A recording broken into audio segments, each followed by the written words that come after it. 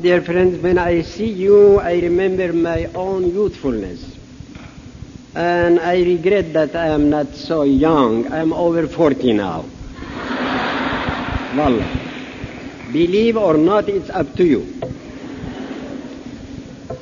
My subject that I choose for this evening, to me, very important for the youth, because I am working with youth more than 50 years, really.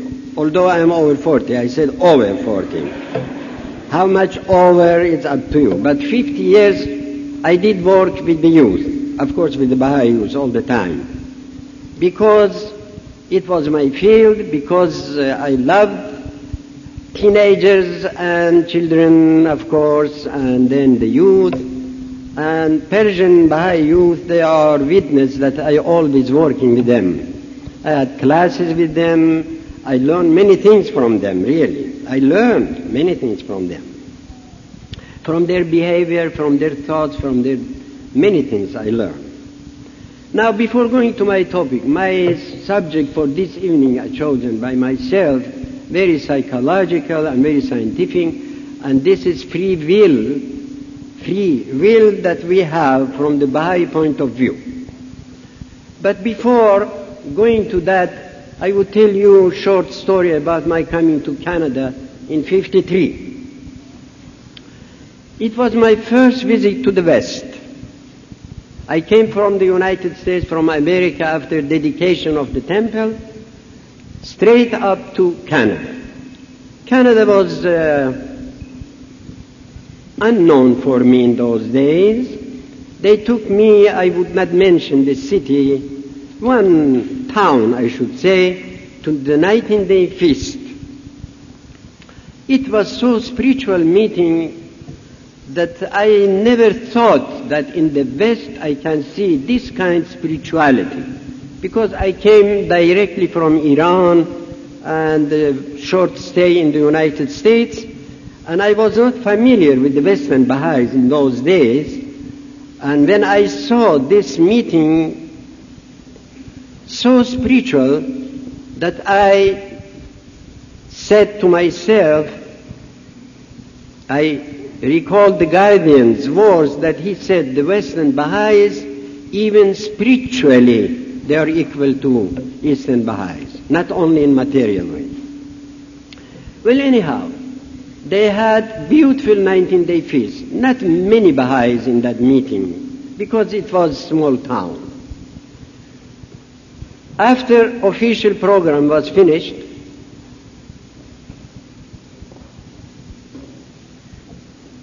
a young lady came to me, sat down next to me and said, "Are you hand of the cause?" I said, "Yes, people say so." Because it was 1953, and you know I was appointed hand of the cause in 1951, December 1951, at the end 1951. I said yes. He said, "All right, please go to my husband. He's sitting in the third row and close this and that, but don't look behind yourself, because then he would understand I'm talking about him to you. And advise him to sleep more than he does now." I said, "Why?" He said, "Well, there is a reason." Oh. I said, "All right." I went to this man, I said, "Allah Akbar." He said, "Allah Akbar." I said, "How are you?" He said, "Quite well." I said, "How is your sleep?" He said, "My wife said something to you?" I said, "Well, your wife or some, I'm asking just how many hours you sleep." He said, "It's a very strange question." And being Persian, although I was educated in Russia, of course, for a long time, 16 years, but still I was not familiar with the Western atmosphere and spirit. He said, "It's a very strange question." I said, "Why?" "I'm asking." He said, "It's my private life." I said, "Private life, you are right. It's your private life. Still, I wait for answer. He said 4 hours. 4 hours. I said, why 4 hours? He said, because the beloved guardian resting 4 hours only. I follow him. I said, who told you? I didn't know that. Really, I didn't know. I said, who told you that? He said, pilgrims. Pilgrims. And besides that I follow the guardian, I don't have time because I am secretary of local assembly, I am working in my office, I am new Baha'i, so many books that I have to read, writings, because I am new Baha'i. Without reading the writings, you cannot be a good Baha'i, a deep Baha'i without reading the writings. I don't have time to sleep more than 4 hours. I said, you try a little bit more. He looked at me and said, what kind of hand of the cause you are? I said, well, I'm newly appointed and I don't know what kind of hand. Wallah. I said,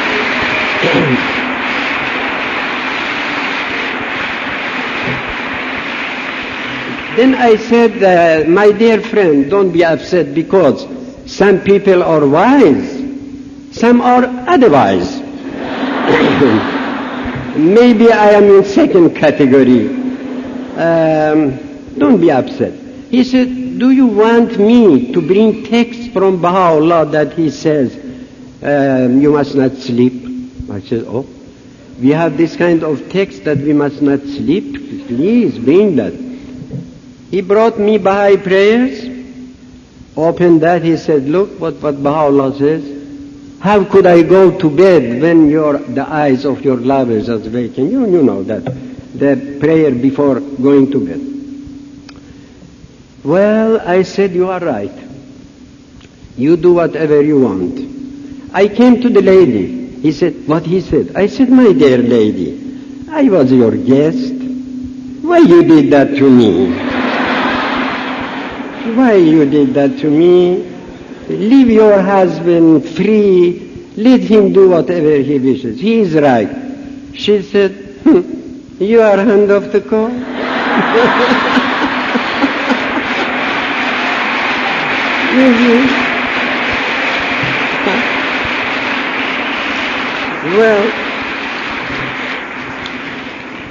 Well, I had my prize from both sides.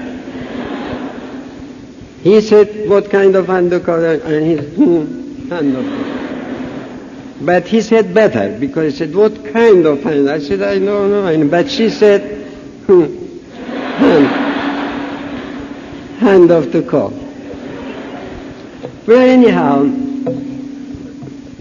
I said something to her that I'm not going to tell you, because it's very secret. Between a gentleman and a lady. All right, now we go to my topic. I have time, don't worry. They gave me 30 minutes, and I watch my watch. Yes. In this case, I am exact. Now, this is my second participation in the International Youth Conference. Second. In the whole my life. I was in many summer schools, winter schools, and in many gatherings, Baha'i meetings, but for the youth, special for the youth, International Youth Conference, this is second one. One was in Champaign, Illinois, in the United States. In Champaign, and I tell you that still I am intoxicating with that champagne. Well, it was very strong champagne, really. Although I don't know what is champagne. I never tasted, believe me, I never tasted. But that champagne was something. And now I see this second one. I say, my God, all youth conferences are good. It's not only champagne. Because really I see you, although from far, but I can feel your love to the faith and your shining faces. Believe me, I can see that. I can feel that by intuition, by Baha'i intuition. I can feel that. It's coming the waves to my heart. Don't think that this is fanaticism that I have. No. It's realism. Your love has some waves that is coming to my heart. Like a small radio, I can have that and take that. Believe me. That is, I love you and I love you all in such way that I cannot explain by words. You can feel that. Now, the most important, this is my subject, and I beg you to be very careful listener till the end. I am not Cicerone. I am not a good orator, a good speaker like Cicerone was in old Greece.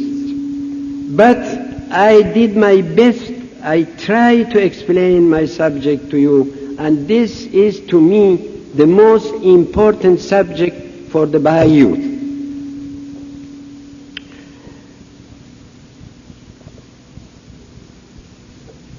We are human beings.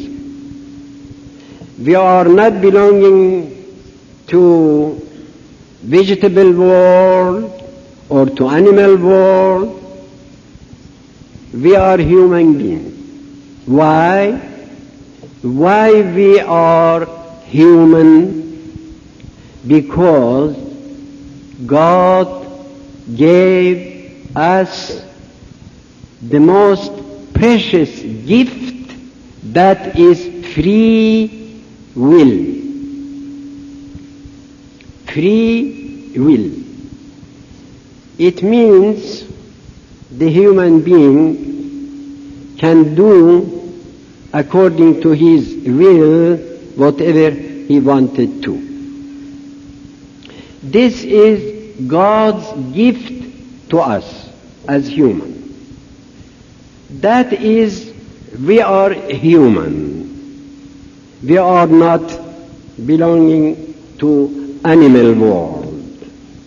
Although animals have instincts and some kind of very limited will, but it is not free will, because they are, you know better this, because you are students, you are scientists, you are going to the university. I know that you know all these things better than I do. Their will is very limited by their instincts, but we have free will. By free will, it means that a man, by man I mean human, not woman and man. A man can do whatever he wants to. That is free will. This is the gift of God, but in the same time, this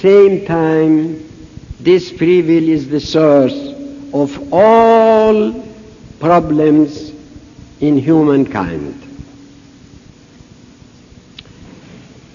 If this free will be used in good way, in right way, you put your will in good channel, then this is really the gift of God.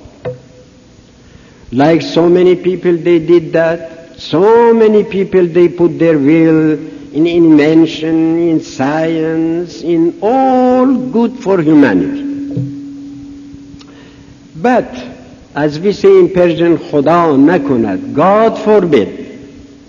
God forbid. If we, you, I mean human being, they will put their free will in wrong channel, in wrong way, then you will have crime, you will have calamities, you will have problems, all things that you can see now in the miserable world that we have now. It's because of that free will that people put in the wrong way. I can be very merciful to the people, I can serve them, I can work for the peace, or I can be murderer, I can be killer, I can do many crimes, as you see that the world now is in this position. Go back to the Guardian's writings and see how the beloved Guardian explained Baha'u'llah's words and Abdul Baha's words, and talks if the people would not be educated in principles of God, they will be, I am quoting Abdul Baha, much worse than animals. Because when animals are doing this kind of things that now this human being, most of them they do,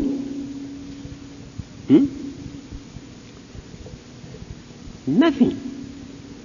Sometimes when I read the books and then I watch some films of television, some of course not all, and then I see or I hear or I watch this crime business, what people do, killing, bloodshed, doing this, doing that, I say, oh God, I wanted to be an animal.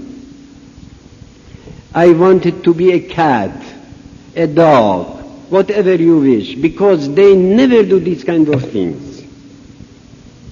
Even to their parents, even to their friends. My God, how many crimes in our world, and especially, sorry to say, I am so sorry to say, from young people. From young people. Why? Because they have free will. They can have knife in their hands, their will can do that and kill somebody. They have hand and they have free will to take one bottle of alcohol and drink. And I collected many statistics that I cannot really open to you because it is not worthy for the Baha'i gathering to bring this kind of things up. In one country, this is not my way to name, 1.5 million, according to official statistics, they have alcoholic people, sick, that they wanted always to have this alcohol, otherwise they cannot live. And the government should keep them. You, me, others should work and pay taxes and spend for those people, for alcoholics. And this is good. And then drugs, and this hashish, and this and that. Read the Guardian's writings. Read the Guardian's writings, how he is portraying, how beautifully he is portraying for you, picturing for you the situation in our world. You know better, because you are association with your friends. You know what is going on in the world. This is the source of free will business with alcohol, with this, with that, with drugs, with such, because they do not have free will. They do not have free will. You have free will, for instance, to break the law. There is written 90 miles, for instance, the limit for speed limit. You have free will, you can go 200 miles, for instance. Then you will do crime. How to prevent people, I am not talking about other people because that is not my business. I am talking to the Baha'i youth, to my dear friends, to the people who are so close to my heart. If we, I say we to put myself among the young people.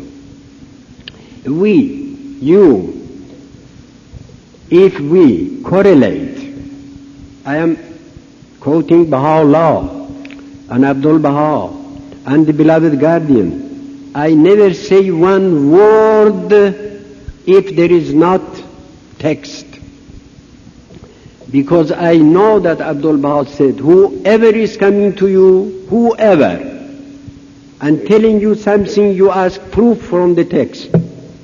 If he doesn't have, then don't believe. Don't believe. Even he says don't listen to that. And don't argue with him, of course, but don't listen to that. Baha'u'llah says, please go back to the gleanings.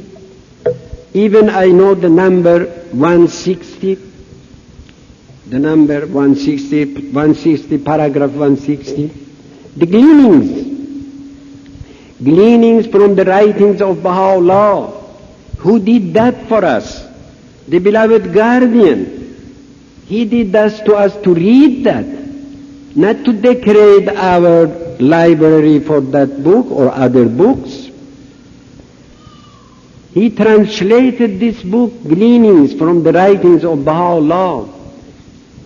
There is this what I tell you now in the Gleanings and the Kitab Aqdas, and I show you the text, paragraph 160, please open the Gleanings and read.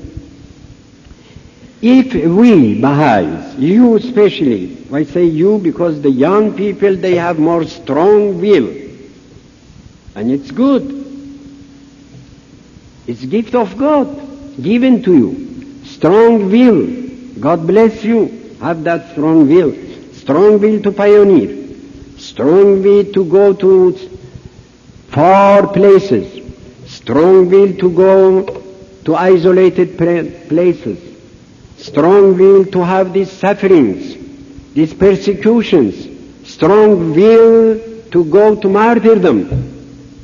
That's good. That's God given to you, the best gift. But you should, I should, you should too, to correlate your will with the will of God. That's Baha'u'llah's words. Read the Gleanings. What does mean? Whatever you want to do, first you think, is it in accord with the teachings, with the writings? Did Baha'u'llah say that to do or not? Did Baha'u'llah say don't or do? In other words, this is our liberty, Baha'u'llah says, our freedom, that we should correlate, we should bring in parallel our free will with the will of God. Then Baha'u'llah says, how do you know what is will of God? I have quotations here, I can tell you how you should understand what is will of God. He said, read the writings. Read the writings. اقرأوا الألواء لتعرفوا ما هو المقصود. Immerse, he says, yourselves in the ocean of the writings to see what is God's will. Then you correlate your will with the will of God. If your strong will say do this, and Baha'u'llah said don't, I never would do that. I never wanted to put myself, this is my rough translation in his words, in the hand of my enemies. I never wanted to suffer. I never wanted to sacrifice whatever I had. I also wanted to live like others in luxury, in good things that he had. But why I did that? Because God commanded me to do. My will is nothing, is zero, when God's will is there. You can find in the hidden words so many, you can find in the gleanings, you can find in all writings of Baha'u'llah. In one of tablets, Baha'u'llah says, I wanted to give money, to give whatever I have, even to my killer, to qatilaman, to my killer. But because it is not according to the will of God, I won't. He says, I sacrifice my life because God said do that. Two more words. I heard from Afnans. I never saw in the book. I heard from Afnans that once the mother of the beloved Bab, you know, that the mother of the Bab was not believer when he declared himself, then Baha'u'llah taught her in the faith when she was in Najaf and Karbala. You know that from the history. He used to say, my dearest, you are the only son, the only child that I have, and I love you so much. Why you say you are promised one, that they will kill you? And the answer of the Bab said, my mother, my dear mother, because God told me to do that. God told me that, not me. Then the mother said, but I know these people, they will kill you. He said, I know that before. I know that the end of my life is martyrdom, but what shall I do? God said, announce. God said, do that. You see, manifestation of God also correlating His will with the will of God. When Baha'u'llah was in Sulaimaniyah, you know from Nabi's narrative, he said, I didn't want to come back to Baghdad. Never I thought so. But God commanded me to do, and there is nothing just to obey the will of God. Now, because my dear colleagues also, they wanted to talk to you, I had my 30 minutes, maybe a little less, doesn't matter. But I tell you again, my dearest, whatever you do, you should do according to the will of God. How do you know that what is will of God? Baha'u'llah says, read the writings. Read the writings. The writings, the revelation came just for that, for us to read that. Whatever God said do, do. Whatever He says don't, don't. Why we Baha'is not using alcohol? Why? Because Baha'u'llah said, God said don't. And I tell you, in all religions was like that. It's a quite different matter. Why we are not gambling? Because will of God is not to do. Why we are fasting? Because Baha'u'llah, in other words, God said do that. Why we have obligatory prayer every day? One friend asked me by letter, I don't know who is, but he said, what is different between prayer and writings? There is a great difference between.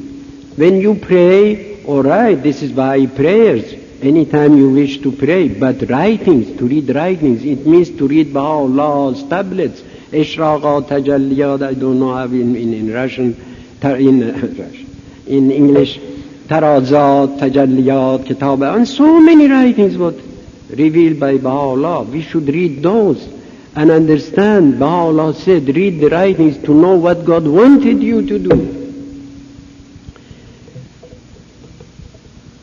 In the presence of the guardian, permit me just 2 minutes. I used all my minutes. In the presence of the beloved guardian, he asked us, Persian friends walking with him in the garden, he said, tell me, friends in Iran, they pray more or they read more the writings? One pilgrim had a sense of humor. He said, beloved guardian, we pray more than reading the writings. He said, why? He said, well, when we are praying, we are commanding God what to do. Protect me, save me, do this for me, do that for me, save my children, please, I am going to give examination, help me.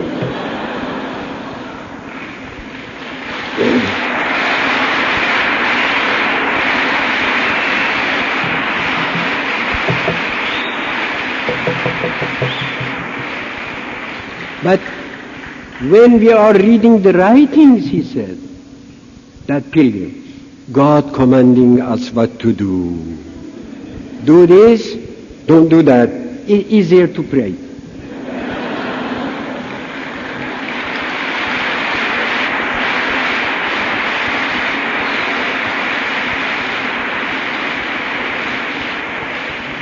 And the beloved guardian said, smiled.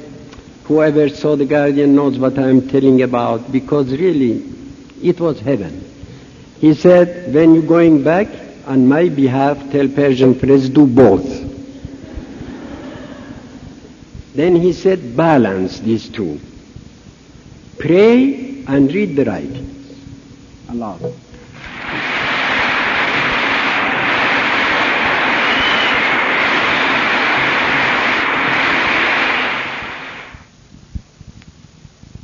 Dear friends, it is always a joy for Baha'is in Canada to have Dr. Ali Akbar Furatan come to visit us.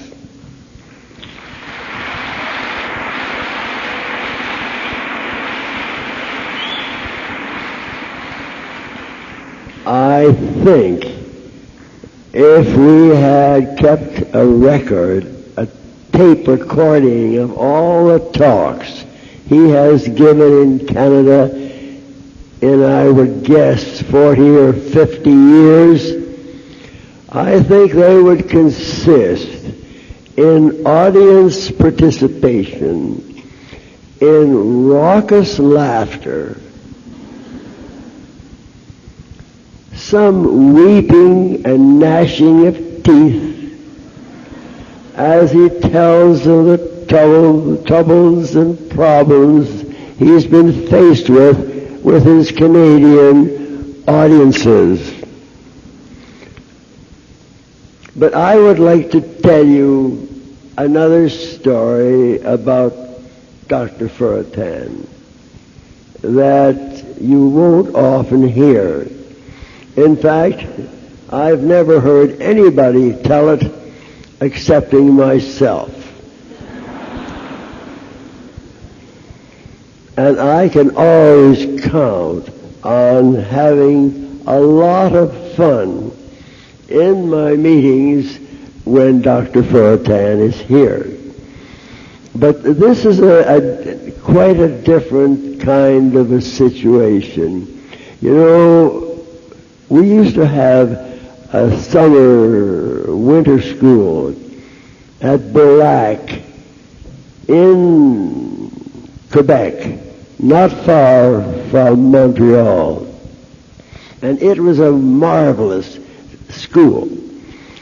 people would come from across Canada to go to it. And it was full of fun. And my wife liked this Boac so much that she just insisted that we buy a house near there so we could go regularly and take all our friends and have that summer school do most of our main teaching. Well, we did this for some years, and there were several of the best teachers, including several hands, who used to come to Boac, and they would give courses. And there was one hand who used to come. I won't tell you his name at this point, but he used to come and give a talk at the school in the evenings, and he would live with us in our house, and in the mornings he and I would go for a walk, and we went to some lovely places. And one day we were heading out on our usual walk, and it looked like a nice day, but he looked at me and he said, "John, don't you think we ought to take an umbrella?" And I said, "No, it's not going to rain today." So Audrey was there, and she said, "Well, take a raincoat anyway." And I said, "No, we don't need a raincoat. It's not going to rain. Look at the sky. It's a beautiful sky." So we headed out without either raincoat or umbrella. And after we'd gone about 3 miles away from home, suddenly a cloud appeared, and water started dropping down in buckets. And fortunately, there was a nice big pine tree a little down the road, and we ran for that. And we got to it, and its lovely wide boughs protected us from the rain, and we stood there, and this guest of ours kindly turned to me, and he said, "John, do you think the hands have infallibility?"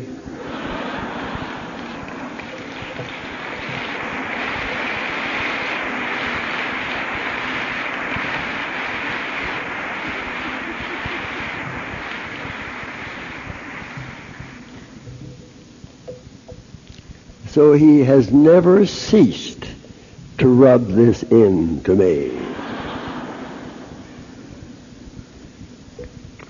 And I wonder how many of you know what infallibility is.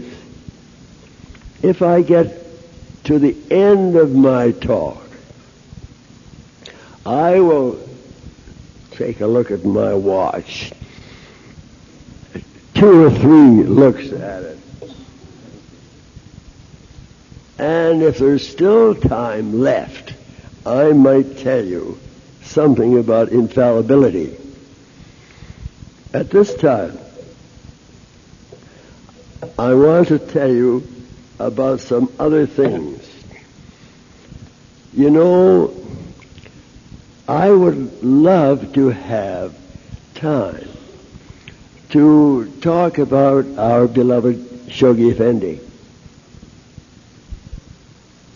Those of us who served under him for some years, we had the joy of being guided by him and being directed in all things we did. And we had a great love for him. And we used to say a prayer every day. Some of us said it more often than once a day. And I'm going to read it to you. And those of you who are old-timers, like Dr. Furtan, who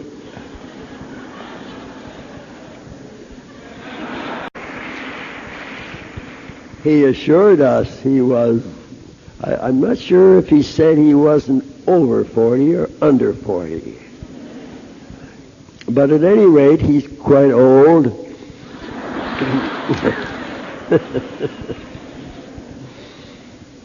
And I want to read this prayer. It's a beautiful prayer, and those of us who have been Baha'is for many years and who used to say this prayer at least every day and often at noon, we hear this and we think of it, and we come together and we say it again and again and again. And I'm going to read it to you now because it brings back the feeling of Shoghi Effendi to those of us who are old-timers, and those of you who aren't quite old enough to be called old-timers. I hope you'll enjoy just this. We cherish the hope that thou, the beloved, will bestow upon Shoghi Effendi all the strength and vigor that will enable him to pursue over a long and unbroken period of strenuous labor the supreme task of achieving, in collaboration with the friends of every land, the speedy triumph of the cause of Baha'u'llah.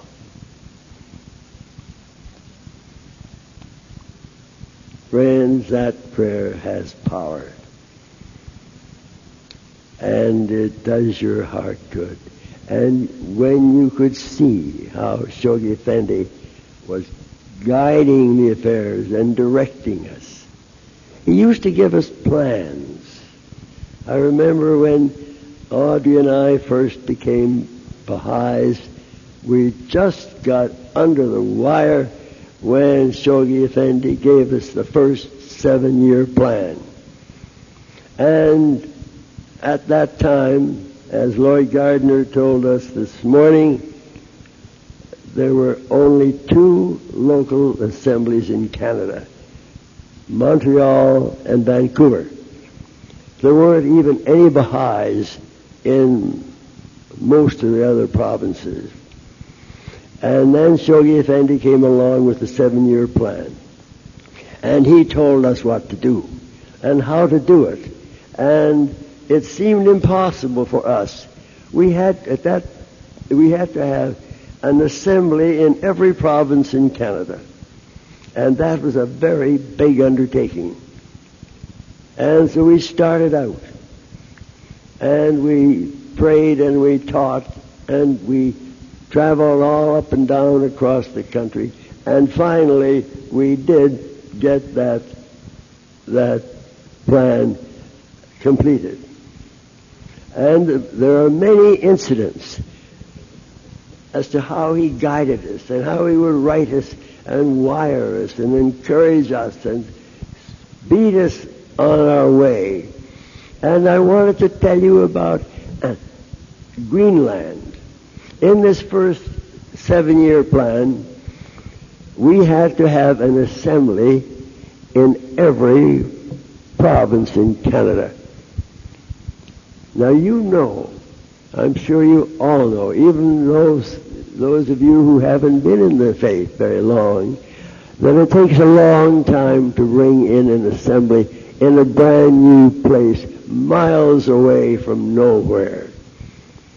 And one thing we had to do, we had to have an assembly in every province, but we also had to build a nucleus of the faith in Greenland.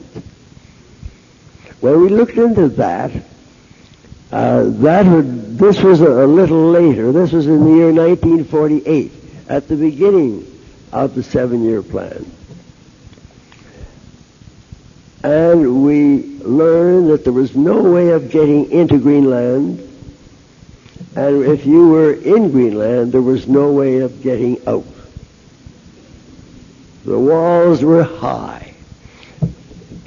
Denmark was owned by the Danish people, and they didn't want people going in or going out.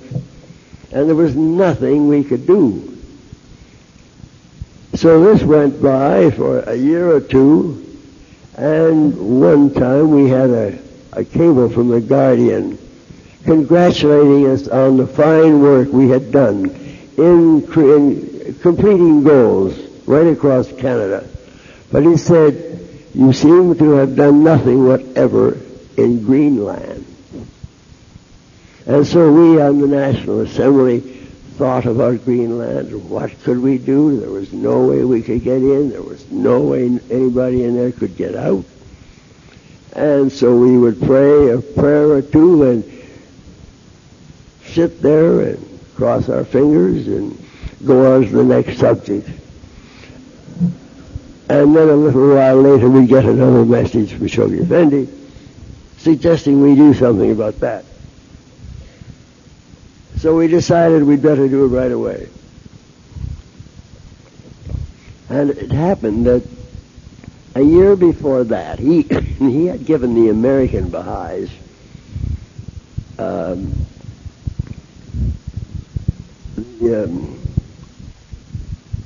the assignment of a 10-year goal plan coming toward getting somebody into Greenland for us. So we wrote her a letter, and she cabled back a loving, nice letter thanking us for our thinking of her, but saying it's not possible for me to do anything for you at all. She said, I pioneered here 10 months ago. I don't know why I came. I can't speak a word of Danish, and I don't know anybody here. I can't get a job, and I'm thinking of returning home. And I thank you for your letter. Would you please pray for me? So we cabled back and thank you, we will pray for you. And we began to pray. And then we had a letter from her. And she said, you'll never guess what's happened to me. She said, I went out for a walk this afternoon, and I saw a woman on the street who looked as though she was ill. And I went to her and asked her if she needed any help. And she went over to a bench that was in the park just there, and she said, oh, if you could get me a cup of tea, that would be fine. So she said, I took her into my apartment, gave her a cup of tea, and found she was a delightful person, and began to talk to her, and she said, you'll never guess who that woman turned out to be. She said she turned out to be the sister of the president of Greenland.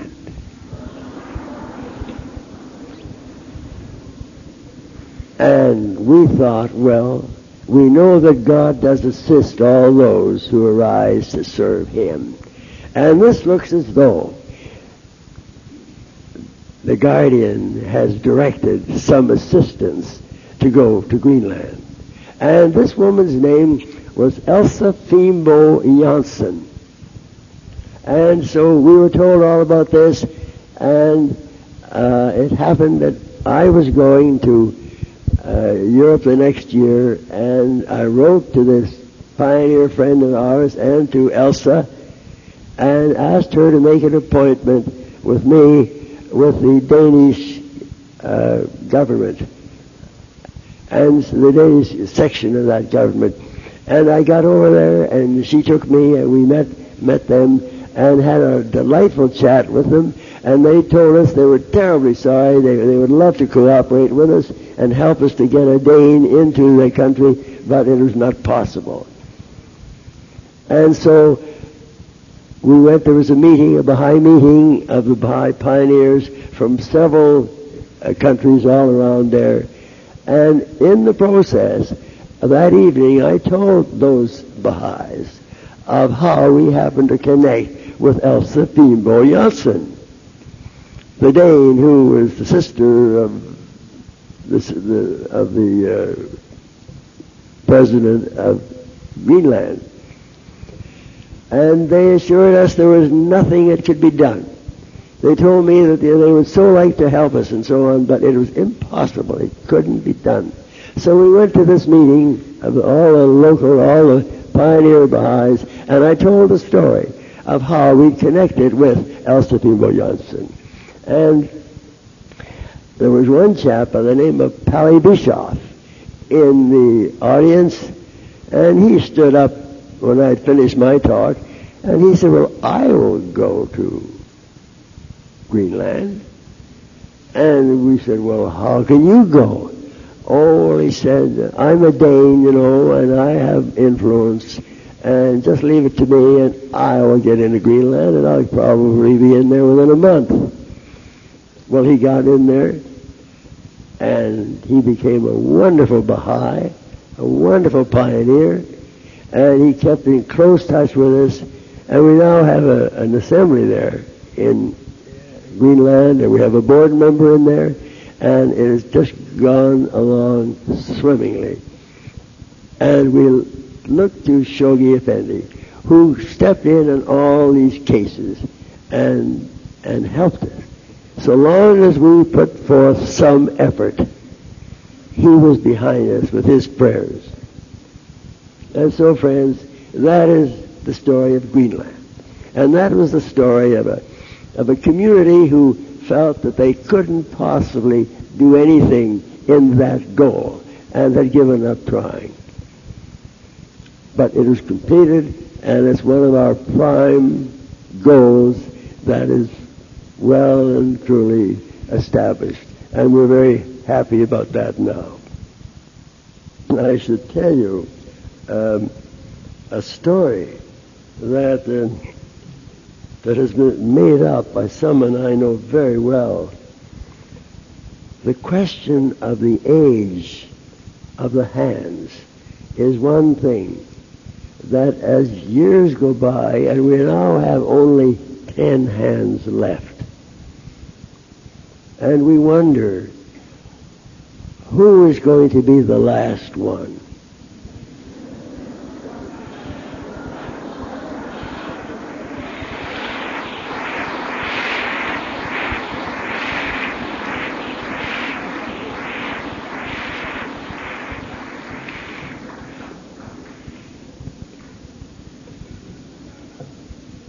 For a number of years, we would look, or some of us would look all up and down these 26 hands. And year after year we would meet, and there would be some deaths. And finally we began to think, well now, who are the youngest of the hands? And as we looked over the crowd, we saw that Enoch Olinga was one of the two youngest at one time. And then we began to think, well, what would it be like to be the last hand? And I remember being so happy to learn that Enoch was the youngest hand, and next to him was a precious soul by the name of Mohajer, who was one of the youngest. He and Enoch were just about the same age. And so we wondered who that would be. And then other hands began to die off, and there are only 10 left. And as each one passes on, we think, well, what would be the job of the last hand? And then I had a feeling how terrible, how lovely the Baha'is are, how kind they are, and we just have to wait and see. And now you can see how that last hand would be taken from conference to convention, carried on a stretcher.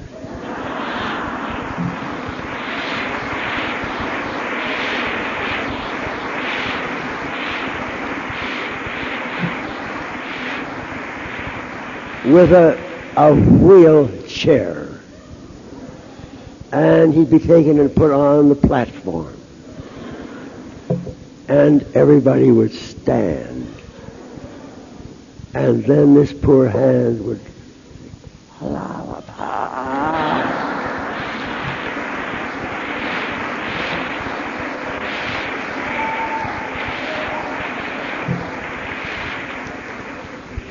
and every time I hear of any hand, even having a cold, I ask all my friends to pray for him. Because I now realize how one can suddenly lose all one's powers and not be able even to finish the best talk he had ever planned.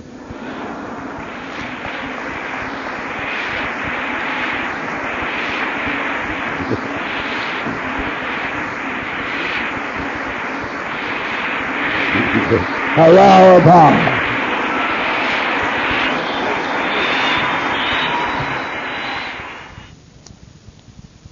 We will ask Dr. Furtan to come back another time, and in the meantime, you have a real treat in store for you from our next hand, Dr. Varga.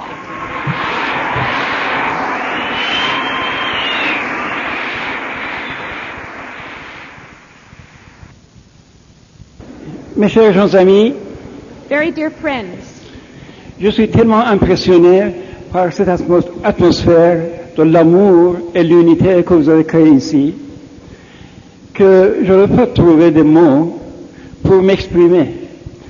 La seule chose que je peux dire, c'est que je vous aime tous.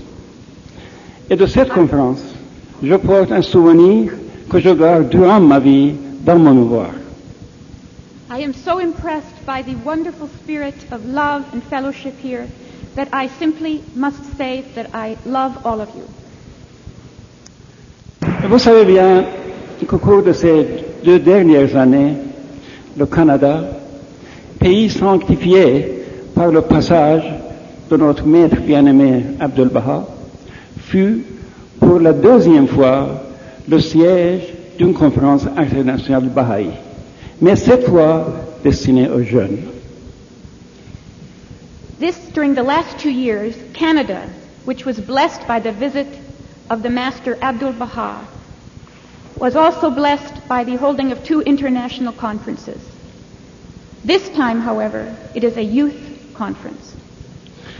Cette conférence, si dynamique par sa nature, a pour but de réunir les jeunes Baha'i, de les inspirer, de les guider, de les galvaniser pour qu'ils se préparent pour se lancer dans une autre campagne de proclamation et d'enseignement et aussi d'élargir la portée de leur service si apprécié pour la cause. The purpose of this conference is to inspire the youth so that they may arise to teach and to dedicate themselves to the service of the cause of God. De l'autre côté, cette conférence précède l'année 1985, l'année qui marque le réveil de l'esprit des dirigeants du monde à un sujet très important, la question, le problème des jeunesses, des jeunes du monde. On the other hand, this conference precedes the beginning of 1985, a year when the leaders of the world are going to be awakened by the serious question of the problems of youth. Que cette année se manifeste par l'appellation de cette année comme l'année internationale de la jeunesse adoptée par les Nations Unies. The United Nations has designated this year as the International Year of Youth. Nous souhaitons la bienvenue pour ces 2 occasions qui nous offrent un plan d'action d'une vaste portée et nous offrent une occasion pour les années à venir. This is a wonderful occasion open to us for the years to come. Parmi des multitudes de problèmes qui compliquent la vie de notre société, le problème attire l'attention de non seulement les psychologues, les pédagogues, les sociologues, mais aussi les gouvernements et les États. The problems of youth are getting a great deal of attention today, not only from sociologists, psychologists, educators, but also from the governments of the world. D'après les estimations des experts et des démographes des Nations Unies, en 1975, l'effectif des jeunes du monde était d'ordre de 708 millions d'hommes. In 1975, the youth of the world numbered 738 million. Et on estime qu'à la fin du siècle, c'est-à-dire dans 16 ans, cet effectif atteindra 1,180 milliard. By the end of this century, it is estimated that this figure will rise to 1 billion 180 million. No. It is not a good news, it is a bad news. Because the problems are very, very great. Mais le taux de croissance est inégalement réparti entre les pays du monde. But the rate of growth is unequally divided among the countries of the world. Pour les pays industrialisés, dans lesquels la jeunesse a à sa portée tout ce qui répond à leurs besoins, c'est-à-dire la santé, l'éducation et toute autre chose. In the industrialized countries, the youth have everything available to them. Le taux de croissance, c'est seulement 5%. The rate of growth is only 5%. Tandis que pour les pays du tiers-monde, However, in the underdeveloped countries of the world, comme l'Afrique, l'Asie de mousson, l'Amérique centrale et l'Amérique du Sud, ce taux atteindra 80%. but in the underdeveloped countries of the world, this rate of growth will reach 80%. Dans les pays où les jeunes ne peuvent pas répondre à leurs besoins immédiats. In those countries where the youth cannot satisfy their own needs themselves. Non seulement ils sont dépourvus des moyens de leur développement économique et social, mais ils sont dépourvus de leurs moyens d'existence. Les moyens d'existence.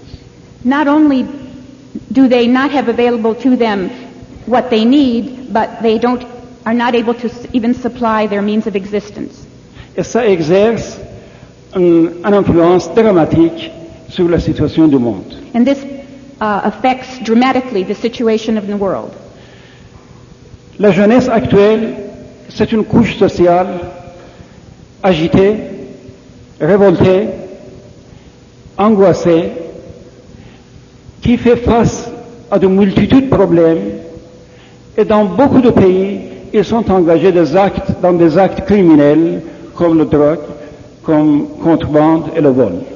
This group in society, the youth, is a group full of great distress and agony, and in many parts of the world they are in revolt.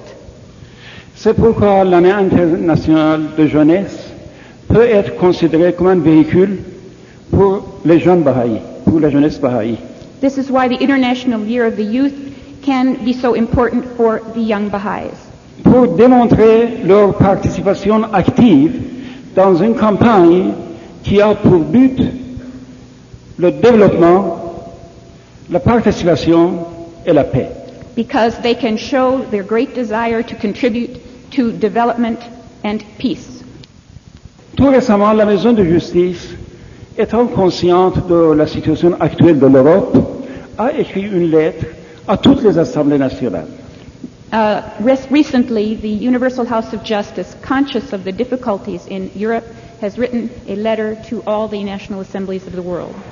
L'original de cette lettre était adressé à une des assemblées nationales de l'Europe. The original of this letter was addressed to one of the national spiritual assemblies of Europe. Mais c'était valable pour toutes les assemblées But nationales. it was valid for all national assemblies. L'essence de cette lettre est de spiritualiser les individus. The import of the letter was to spiritualize individuals. Elle a conseillé de prendre les mesures nécessaires d'une auto-spiritualisation. It counseled the friends to take the necessary steps to spiritualize themselves, Que chaque personne soit illuminée par les paroles divines. that each Divine. person may be illumined by the Word of God. L'essence de cette lettre s'est tirée par les écrits de Baha'u'llah et d'Abdul-Baha. The meaning of this century is described by the writings of Abdu'l-Baha and Baha'u'llah. Et ça comprend 6 points. 6 points. Premièrement, c'est de lire chaque soir, chaque matin, les textes sacrés. To read the writings each morning and evening. Parce qu'il y a un pouvoir inimaginable dans les paroles divines. Because there is an unimaginable power in the Word of God. Derrière chaque mot, il y a un pouvoir. Behind each word there is a power. Derrière chaque mot, il y a une vibration qui pénètre dans le cœur. There is a vibration behind each word which penetrates the heart. Ce sont des substances nutritives pour notre âme. It is the nutrients that our soul needs. Et nous devons profiter de cette nourriture pour fortifier notre âme. And we must take of this food in order to strengthen our souls. Lorsque notre âme sera suffisamment nourrie, nous pourrons illuminer When our souls are sufficiently nourished, we will be able to illumine the others et réussir à changer les cœurs. and to succeed in changing the hearts. Deuxième, ce sont les prières obligatoires Secondly, the obligatory prayers. pour avoir une communication directe avec Baha'u'llah. In order to have a direct communication with Baha'u'llah. Lui demander sa bénédiction, sa confirmation. To ask him for his benediction and his confirmations. Autant que notre cœur sera pur, il absorbe les rayons divins. As our hearts are pure, they are able to absorb the divine light. Ne croyez pas que cette communication, c'est difficile à établir. Do not believe that this communication is difficult to establish. Si nous concentrons notre idée vers Baha'u'llah, nous arrivons. If we concentrate our minds towards Baha'u'llah, we will succeed. Je crois que j'ai reçu une note que le temps est fini, mais je vais vous demander quelques minutes seulement pour vous raconter une histoire qui était passée au temps d'Abdul-Baha. I have received a note that I must end my talk, but I want to take a few minutes to tell one short story. Pour voir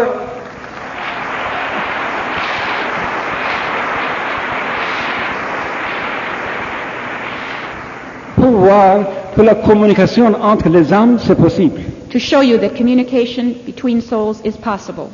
Et évidemment, on peut communiquer avec Baha'u'llah par l'âme. Evidently, by the soul, one can communicate with Baha'u'llah. En 1912, mon père était en compagnie d'Abdul-Baha dans son voyage aux États-Unis. In 1912, my father accompanied Abdu'l-Baha in his trip to the United States. Et il était le traducteur d'Abdul-Baha dans ses discours. And he was Abdu'l-Baha's translator. Il y a un jour que la veille, Abdul-Baha a donné un discours dans un des églises. The night before, Abdu'l-Baha had given a talk in one of the churches. Un monsieur était venu pour voir Abdul-Baha. A man came to see Abdu'l-Baha. Et il m'a demandé de prendre un rendez-vous pour être en présence d'Abdul-Baha et lui parler avec la langue du cœur. And he asked for an appointment to see Abdu'l-Baha and to speak to him with the language of the heart, in the language of the heart. Abdul-Baha a demandé de mon père, qu'est-ce qu'il demande? Abdu'l-Baha said to my father, what is he asking? Cette demande était tellement bizarre pour mon père qu'il n'osait pas de dire à Abdul-Baha tout ce qu'il a demandé. This request was so strange to my father that he proceeded to tell Abdu'l-Baha all that the man had asked. Abdul-Baha lui dit, dis tout ce qu'il a demandé. What? Abdul-Baha a dit à mon père de lui raconter tout ce qu'il a dit. Abdu'l-Baha said to my father to tell him all that the man said. Et mon père lui a raconté que cet homme demande d'être en votre présence et de vous communiquer avec l'esprit, avec la langue du cœur. And my father answered Abdu'l-Baha in saying that this man desires to be in your presence and to communicate by the language of the heart. Abdu'l-Baha accepta et dit à mon père de donne-lui un rendez-vous. Abdu'l-Baha accepted and said to my father, give him an appointment. Le jour, l'homme était venu et mon père la guida dans la chambre d'Abdu'l-Baha. In the following day, the man arrived and my father showed him to the room of Abdu'l-Baha. Il dit, moi aussi, je voudrais être présent pour voir qu'est-ce qui se passe, mais Abdu'l-Baha, avec un sourire, m'a dit, sous la protection de Dieu. My father wanted to be present and asked Abdu'l-Baha if it was possible, and Abdu'l-Baha said, Sous la protection de Dieu. under the protection of God. Cette expression sous la protection de Dieu, c'est la traduction d'une phrase que pour congédier une personne, on dit fi amanallah, c'est-à-dire sous la protection de Dieu va. This expression, under the protection of God, means that you may leave. Donc mon père a sorti de la chambre Therefore, my father left the room, et dit, moi je voudrais savoir qu'est-ce qui se passe. but he wanted to know what happened. Après quelque temps, l'homme a sorti et il essuyait son visage parce qu'il ruisselait de larmes. After a while, the man left the room with a great smile on his face and tears running down from his eyes. Mon père lui a demandé qu'est-ce qui s'est passé. My father asked him what happened. L'homme a dit, écoute, hier soir, j'ai assisté à la conférence d'Abdu'l-Baha. The man said, yesterday evening I attended the talk of Abdu'l-Baha. Le traducteur, qui est très bien connu chez nous, il traduisait très bien. The translator, very well known, translated very well. Moi, je connais pas le langage d'Abdu'l-Baha, mais quand il parlait, mon âme comprenait. I did not understand the language Abdu'l-Baha spoke, but when he spoke, my heart understood. Mais quand l'homme traduisait, je sentais que les mots se baissaient et se baissaient. But when the translator translated the words of Abdu'l-Baha, I felt my heart getting lower and lower. Non, les mots, les phrases qu'il prononçait, c'est devenu bas et plus bas. Oh, excuse me. The sentences that he pronounced were getting lower and lower. C'est pour ça qu'aujourd'hui, je suis venu pour communiquer directement avec Abdu'l-Baha par l'âme. That is why now I said I wanted to come to communicate directly by the heart. Alors mon père dit, comment cette communication a été établie? My father asked, how was this communication established? Il a dit, Abdu'l-Baha m'a pris par les mains, il m'a regardé, il m'a souri, et je sens que mon cœur est plein et satisfait. And I said that Abdu'l-Baha took my hands, looked into my face, and smiled, and I felt again this communication of the heart. Et c'est tout ce que je désire. And that is all. Donc on peut communiquer avec Baha'u'llah par cette voie, Therefore, we can communicate with Baha'u'llah by this means, par les prières. by prayer. Et la guidance et la réponse de Baha'u'llah viennent par l'inspiration. And direction comes from Abdu'l-Baha by inspiration, from Baha'u'llah by inspiration. Troisième point, The third point, the third is meditation. Prayerful meditation. After our acquaintance with the words of God and established the communication with Baha'u'llah to attract his confirmation, his blessing, they are related together, these 3 points related together. We should meditate prayerfully with supplication to better understanding of the meaning of the words of God, better understanding of teaching. As we are deep in our understanding, we are more illuminated by the essence of the faith. Don't think that by once or twice reading the writings it is enough. There's an ocean. You cannot reach in the bottom of this ocean. You cannot reach it because the essence is very, very deep. Beyond of our understanding, only the way that we have to reach approximately a level of that is to deepen ourselves in the writings. You are here, the name of the most learned historian of the faith was mentioned by our beloved hand of the cause, Purtan. Abul Faza'il, the father of knowledge. Abul Faza'il has taught 100 times I read the Book of Certitude. Each time I found something new in this book. And if he continued at his time to read 100 more, also he found something more news and more news, more deep and more deep and more deep. It's not finished. There's the ocean, unlimited. That is the mystery of God. Abdul Baha stated that by meditation, we ask questions from our soul, our mind, and we are answered by our soul through this pure meditation. That's why we should recur to this remedy, to meditate, not to read and think to other things, to be deep in the writing and have a good understanding about that. Indeed, it will not be finished, but every day that we continue that, more and more we are deep and our understanding will grow. The fourth point is to reflect the teaching and the essence of the faith in our daily life, our behavior. This aim, the fourth point, is the most important.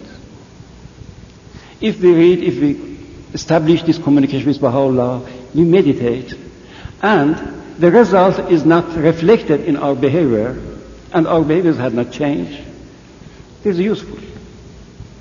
The only distinction that we have from the others is our behavior. And you know how important it is in these days.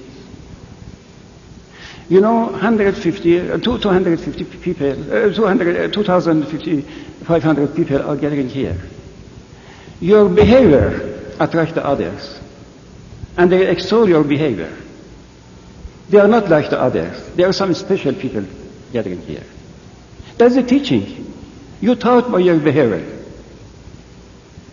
This is the most important way of teaching, to reflect the teaching.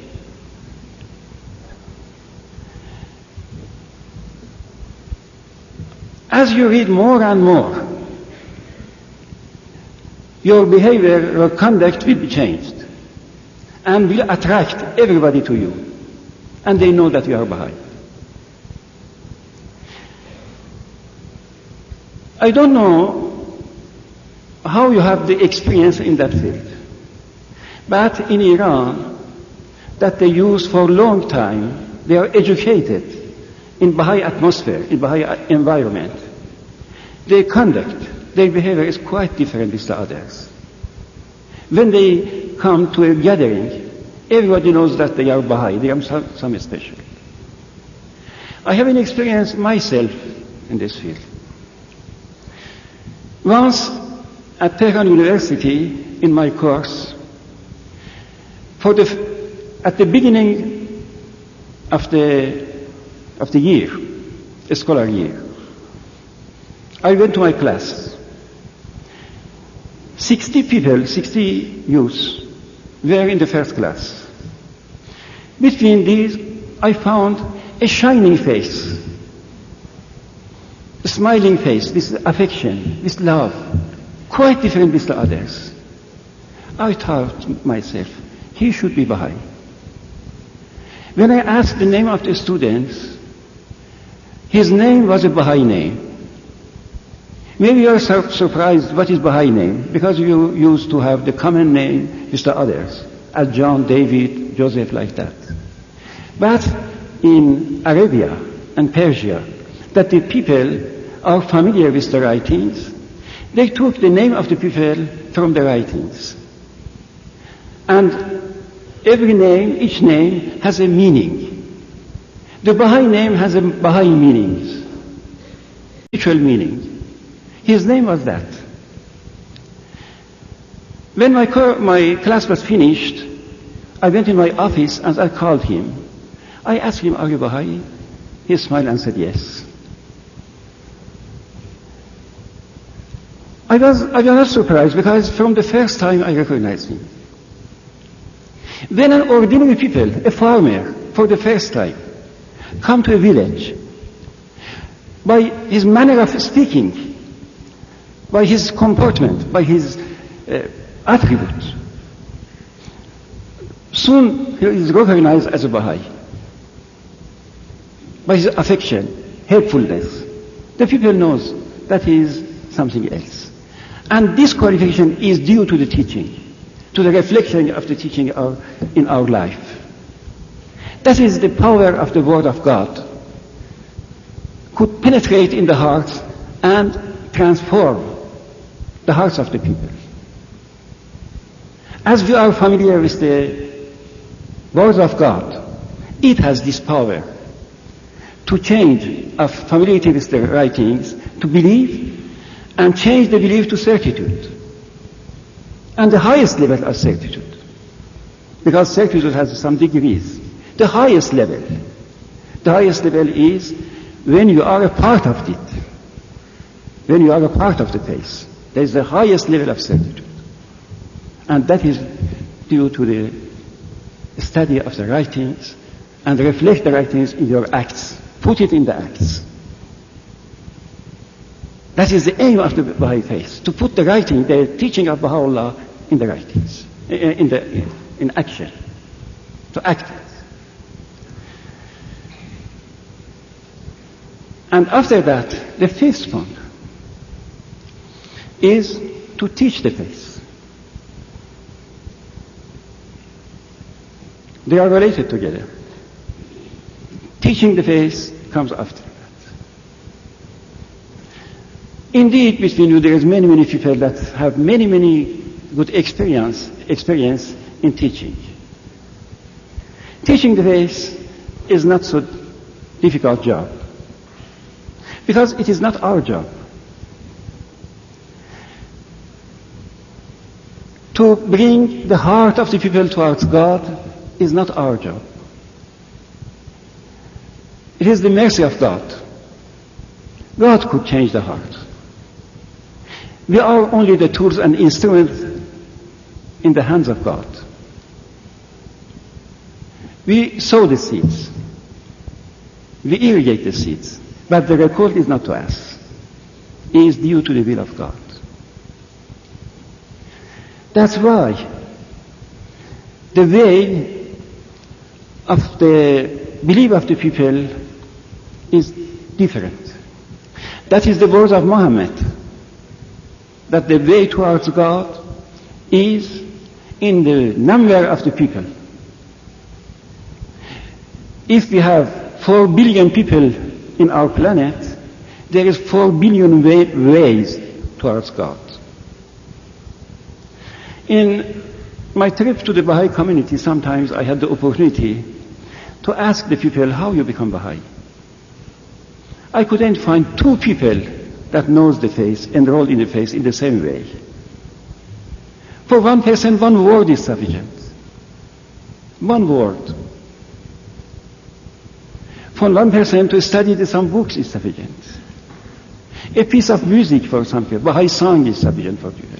There is 1,000 ways to touch the heart of people and attract them to the faith.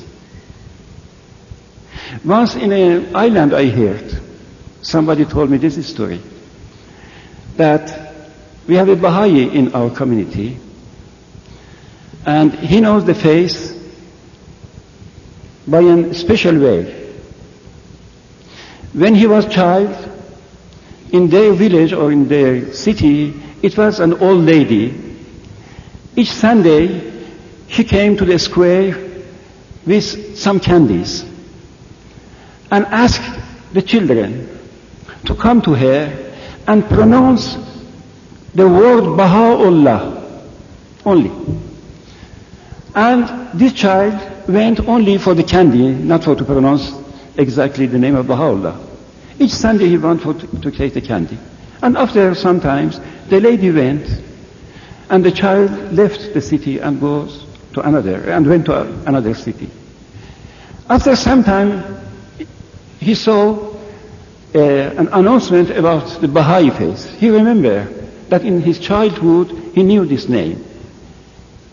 He looked after that, and finally he found the way. He became a Baha'i. He enrolled himself.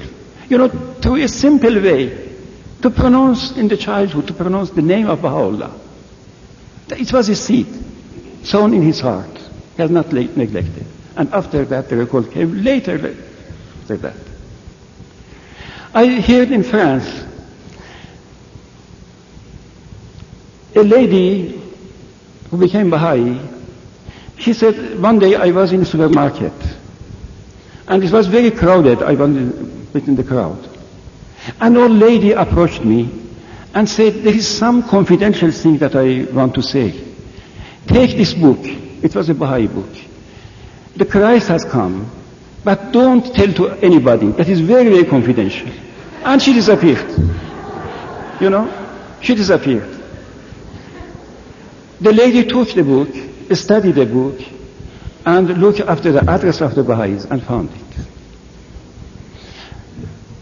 Each one of you, I think, you are in the field of teaching, you witness, you saw such a wonderful history by this very, very simple things. Don't think that you are obliged to study very, very deeply the faith to teach. This deepening in the faith is for your spiritual growth. But the teaching is not that. The teaching is to spread the seed that the word be familiar with the name of Baha'u'llah. That is the essential. An ordinary people, an illiterate people could teach the faith. It depends to the illumination of the heart. The man that we mentioned his name, Abul Faza'il, the most erudite in the faith, the most knowledgeable man in the faith. He knew the faith to an illiterate man. His teacher was illiterate. And Abul Faza'il was a great mullah. And the difference between these two, such a difference. But he was taught by an illiterate man. I don't know that it was the same Abul Faza'il or another mullah, another high-ranking priest, that he was arguing with a simple, ordinary Baha'i. And in their discussion, he told the man, Baha'i, I am a learned man, and you are illiterate. How you can convince me to do your faith? You know what he replied? He said, yes, I am very inferior to you. I am illiterate. I am like a stone thrown in the desert. And you are like a jewel kept in a very nice box. But when the sun rises, that is the stone that receives the light of sun. But the jewel stays in the darkness. That is the argument and the raisonnement. What is raisonnement? I don't know. That is the proof of an illiterate Baha'i. That is the essential is the heart. Everything that comes out from the heart influences the heart of the people. That is the way of teaching. From the beginning of this Advent until now, the teaching is in the top of all Baha'i activity. The letter of living in their time, they taught the faith. Abdul Baha made the travel, the trip, everywhere. In Europe, in America, in Canada, in Egypt, taught the faith. All the teachers travel around the world and taught the faith. Teaching the faith is the top of our activity. And everybody could do this, even the children. The children could do this. So you should keep in mind that all your effort should be converged to the teaching of the faith. And I am sure by this spirit that we got from this conference, the teaching work will go ahead very, very soon. And the sixth point is selfless service to humanity. In your job, in your faculty, everywhere that you are, you can serve heartily the people. That is the final point of our living, to serve the humanity, to unite the humanity. With this selflessness, without expecting any reward from that, from our service. And that is the sixth point that I think every Baha'i should bring in his consideration, study there, and put in the paper to see each day these 6 points and put into action. And that is the only shield that we have in this agitated world that we have now. You see, dear friends, now we approach the 2,000 years after Jesus Christ. At the beginning of his dispensation, few ordinary people raised for the promulgation of the faith of God. And now that is the result. They brought into being a civilization, a brilliant civilization of Christianity. And you know the history during these 2,000. And now, the soldier of Baha'u'llah, if the army of light rise with all your potentiality, with all your knowledge, you can find the world in very, very soon. Very, very soon. I hope that confirmation of Baha'u'llah be always with you, dear friends. Thank you very much for your attention.